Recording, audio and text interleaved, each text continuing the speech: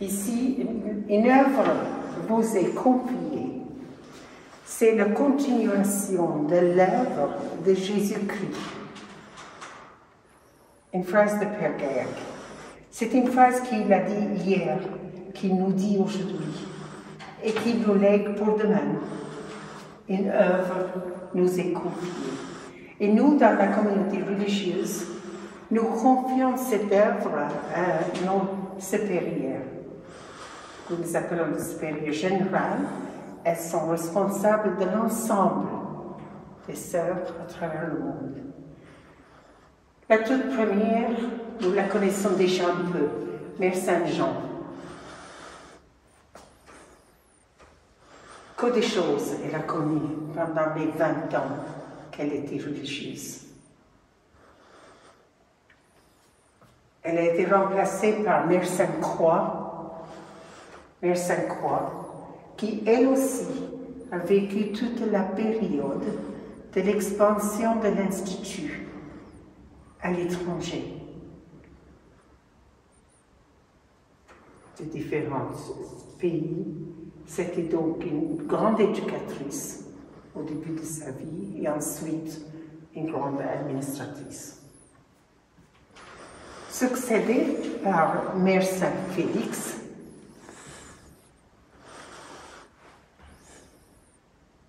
qui était la sœur d'ailleurs de Père Mémard, l'ami intime de Père Gaillac. Elle a vécu une période clé de l'histoire, dans le sens qu'elle a commencé son temps en 1800, vers la mort du Père Gaillac. Et donc, c'est elle qui s'est occupée de tout le suivi, de prendre en charge la continuation, en quelque sorte, de l'esprit de notre fondateur. Après elle, l'Institut était confié, l'œuvre était confiée à Mère Sainte-Constance, une femme d'ici, d'un village voisin. Et cette femme a connu la période de la séparation de loi de l'Église et de l'État. Elle a donc dû gérer beaucoup de choses, mais c'était aussi un temps où l'Institut a continué à s'agrandir.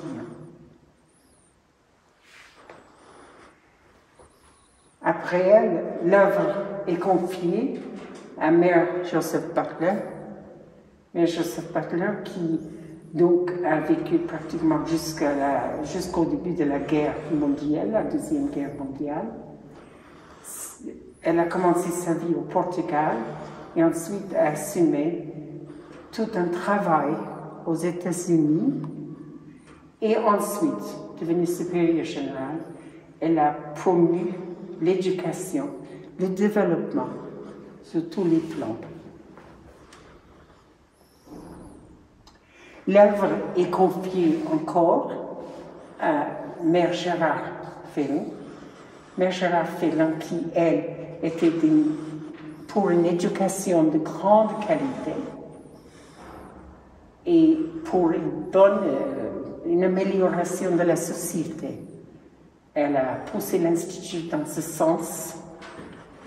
C'est elle aussi qui présidait l'Institut au moment du centenaire, qui donc était au début de la fondation de ce qui s'est passé ici à Béziers lors du centenaire, mais aussi elle a vu la première fondation en Mozambique.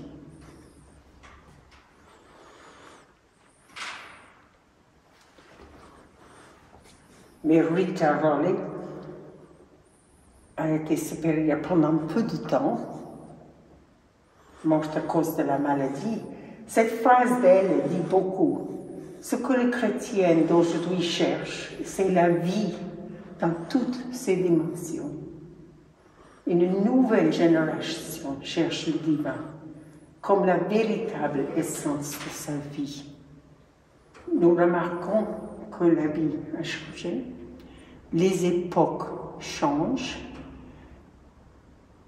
Elle est, pour ainsi dire, la porte d'ouverture pour un grand changement dans l'Institut, comme il y aura un grand changement dans l'Église avec Vatican II.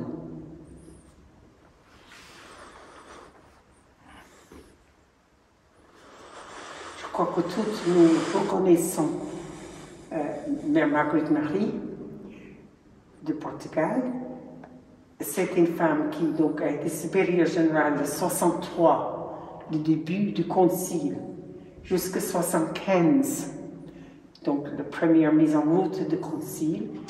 Elle a connu et nous a guidés à travers des changements énormes dans l'Église, dans l'Institut aussi.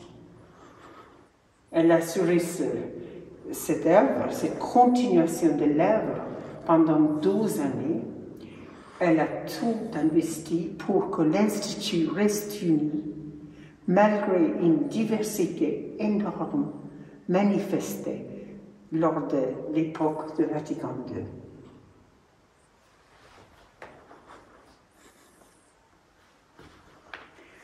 C'est le Brésil, cette fois-ci, qui nous fascine dans la personne de Sainte-Marie de Lourdes.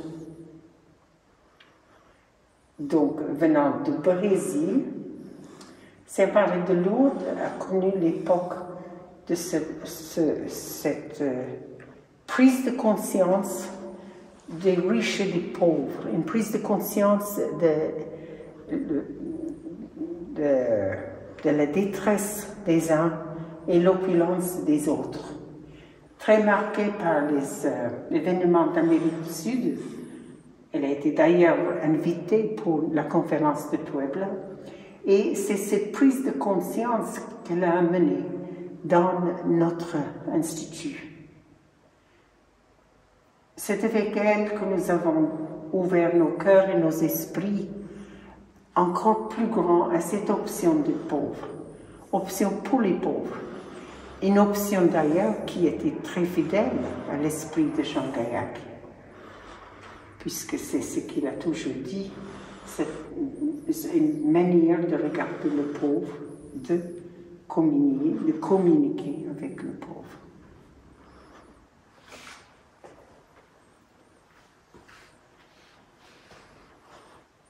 Sœur Mary Milligan nous arrive de la Californie, aux États-Unis.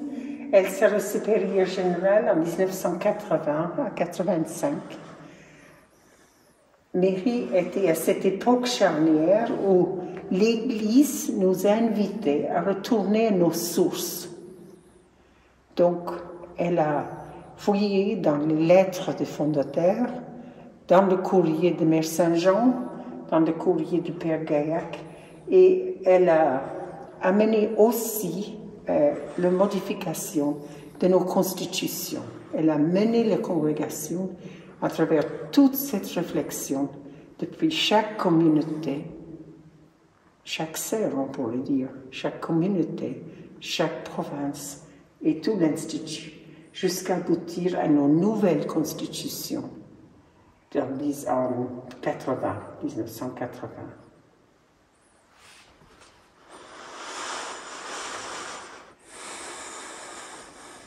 Sœur Patricia a assumé ensuite l'œuvre fidèle dans l'inspiration d'origine. Elle était aussi à l'inspiration de beaucoup de projets par rapport à une planification, à un planning de l'Institut. Une idée aussi très chère à son cœur, c'était l'idée que nous étions un seul corps pour la mission. Bien sûr, chaque province avait son autonomie, était très insérée dans une culture locale et obéissait à une loi d'un pays différent. Et il était important pour nous de saisir la dimension d'un corps pour la mission. Il est impossible ici de nommer tout ce qu'elle a fait au niveau de son mandat. Un noviciat s'est ouvert en Zimbabwe. Il y a eu une assemblée, la toute première de l'Institut, en Afrique.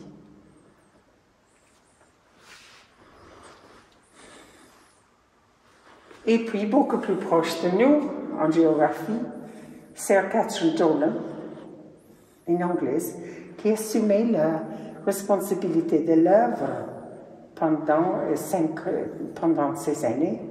Et elle, Catherine, elle nous a toujours rappelé la dimension de la communauté.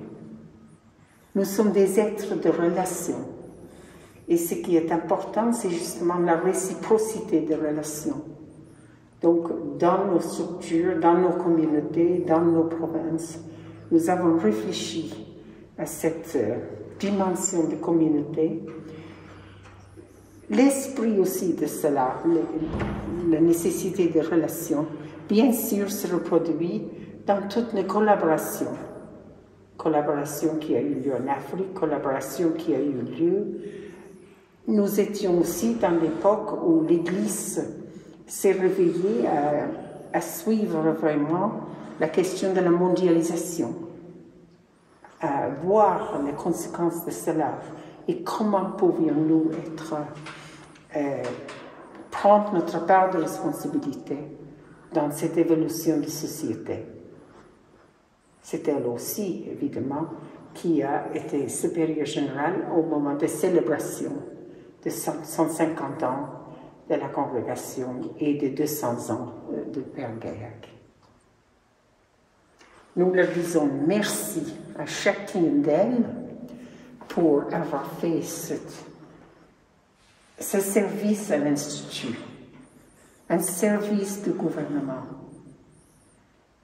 au service justement de l'œuvre qui est confiée, qui est en fait l'œuvre de Jésus-Christ, qui est en fait le désir de Jésus-Christ pour le monde et pour les hommes et les femmes de notre temps.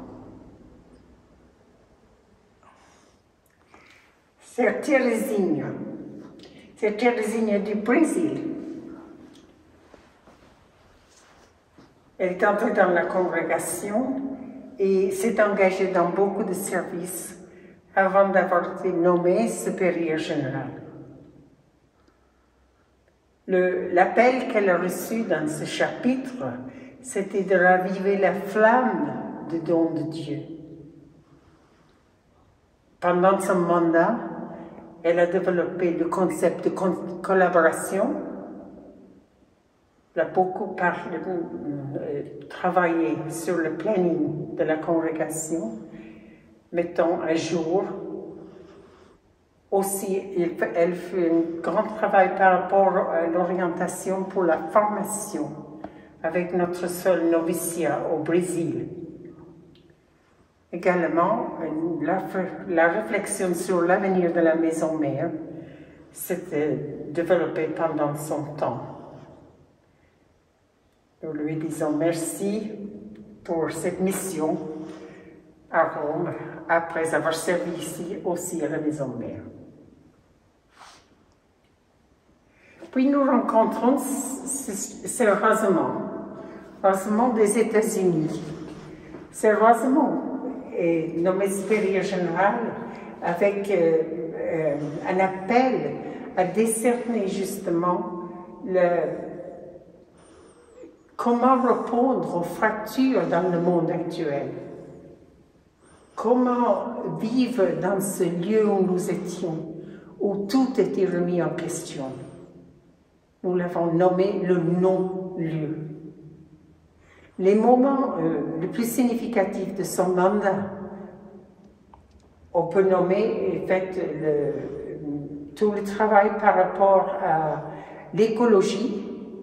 Au niveau de la congrégation, nous sommes davantage impliqués dans cette question.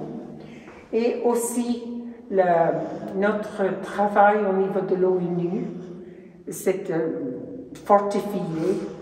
Et nous avons développé énormément de communication à travers nos lieux de vie, nos lieux d'insertion. Il y a également eu un travail assez important par rapport à la formation des jeunes sœurs. Bien sûr, une question importante aussi de son mandat et qui est devenue de plus en plus poignante était la question de l'avenir de la maison mère. comment gérer cette question, vu l'évolution de notre congrégation, vu aussi les appels nombreux du monde. Et finalement, on peut dire, mais bien sûr, on n'a pas tout dit, il faut être sensible et développer les nouvelles technologies. Et c'est justement dans cette phase de développement des nouvelles technologies que nous avançons, nous nous approchons de Margaret, qui est d'Irlande, et Margaret qui a donc été nommée au dernier chapitre, qui donc commence un peu son mandat. Ce chapitre, on a beaucoup réfléchi sur la femme samaritaine. Comment être une présence dans notre monde, comme Jésus était présent dans le monde de son temps. Comment entendre les battements de cœur de Dieu dans les battements de cœur humain. Une manière de le dire, mais aussi surtout une manière de chercher à le vivre en fidélité d'aujourd'hui. Les grands axes de son mandat, c'est donc de mettre en route le travail sur les structures ébauchées par sérieusement, et ensuite travailler dans l'héritage et spiritualité, poursuivre la question de la maison mère, la formation, et également concentrer notre attention sur les pays Mozambique, Zimbabwe, Zambia. Et aussi, nous avons fait un grand investissement au niveau communication, les nouvelles technologies, et donc nous vous invitons à visiter notre site web chaque semaine et les autres communications qui sont faites. Donc le moment est venu de remercier toutes ces femmes qui ont été entourées par des conseillères dont je n'ai pas parlé. Ce sera trop long. Mais nous remercions chacune d'elles d'avoir rendu ce service à l'Institut, d'avoir continué l'œuvre dans la fidélité, avec une passion pour Dieu et passion aussi pour les êtres humains. Merci.